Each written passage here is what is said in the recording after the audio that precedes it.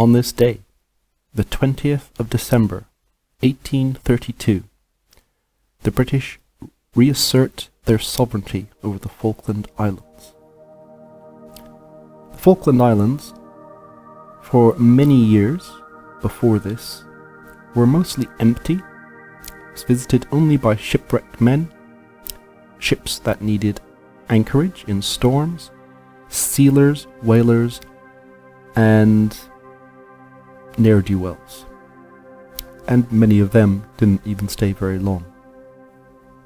The Falklands is usually quite a desolate, cold, windswept place. It has no natural trees, no natural population, and was claimed tangentially by Spain because of the Treaty of Tordesillas between them and Portugal when they cut the world in two and each claimed a hemisphere. So, in 1765, there were some British explorers who explored and claimed the islands for Britain. This was followed a year later by a man called John McBride, who established a settlement called Port Egmont, or Edgemont, on the islands.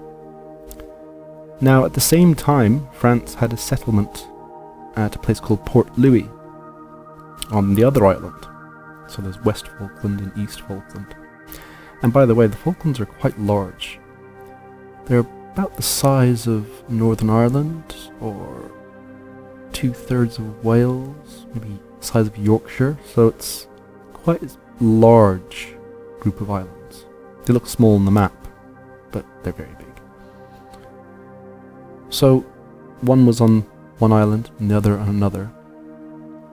So the French were getting involved as well. But France handed over their settlement and their claim to Spain in 1767. Now, this was followed by the Falklands crisis, in which Spain and France almost went to war with Britain over the Falklands. And at first, it looked as if France was going to support Spain. But they backed down. They didn't really want to get involved. This was not long after the 7 Years' War, which France had not done well in. They didn't want to get involved in something else. So they backed out. Spain and Britain agreed that they would both be allowed to keep their settlements, but neither would admit that the other had sovereignty over the islands, and neither would abandon their claims to sovereignty. Now, between 1774 and 1811, both the British and the Spanish withdrew. They withdrew from their settlements, everyone left. So the Falklands had been pretty much left abandoned, although the British continued to claim the islands as their own. This was during the Napoleonic War era, also the era when Spanish America started to rebel and claim its independence from their mother country. By 1823, the chaos on the continent was beginning to congeal into proto-states that would become the states that are now there. So, although Argentina didn't exist yet, there was a loose confederation called the United Provinces of de la Plata. This would later become the Argentine Republic and then Argentina. So at this time,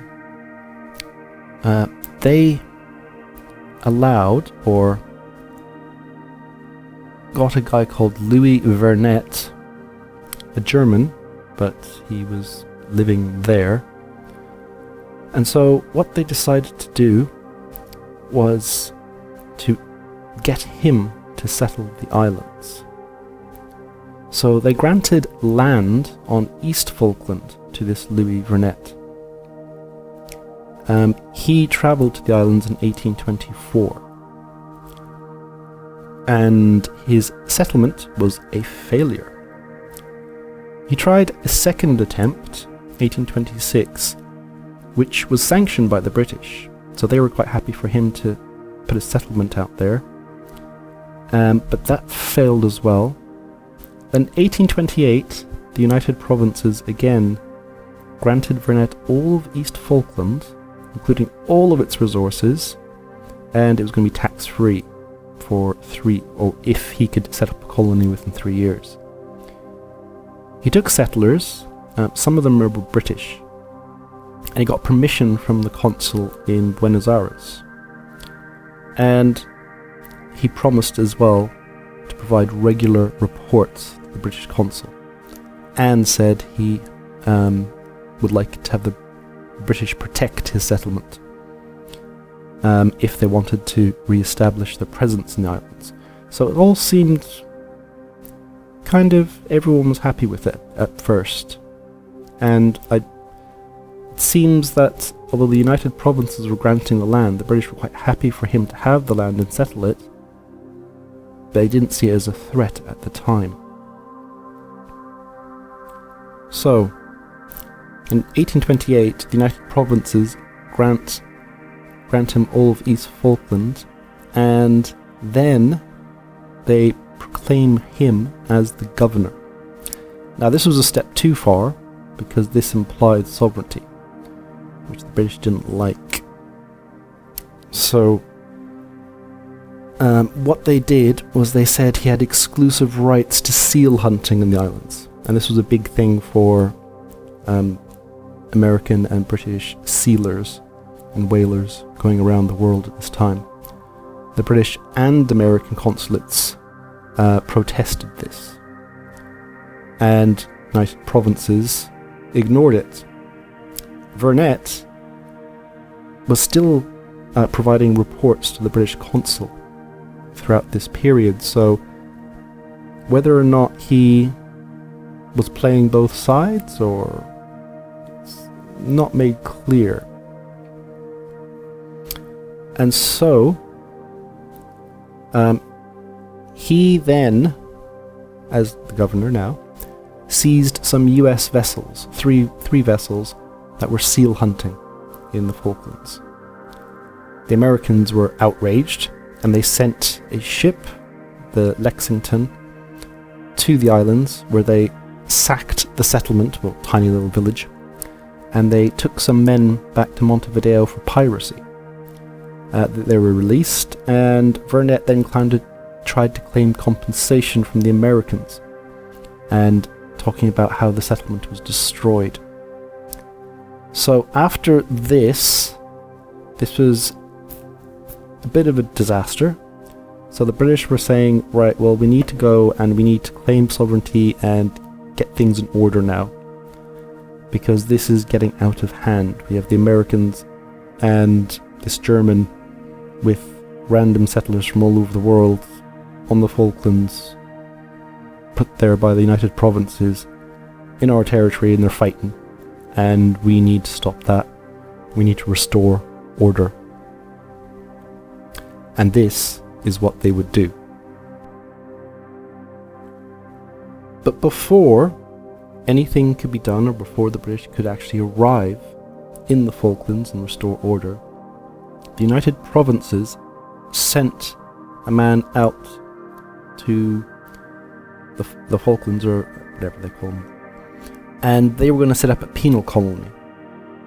And so they arrived late 1832, so middle November 1832, and the guy that they appointed the governor of the islands, the new governor now, because Vernet had left, was a guy called Esteban Mestevier,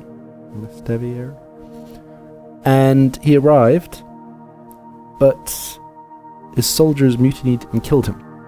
So that didn't go off with it. Didn't start with a very good, not a good start. The mutiny was put down by another guy called Pinedo, and they had just restored order when the British arrived. Now, the British arrived, and obviously the place is a mess.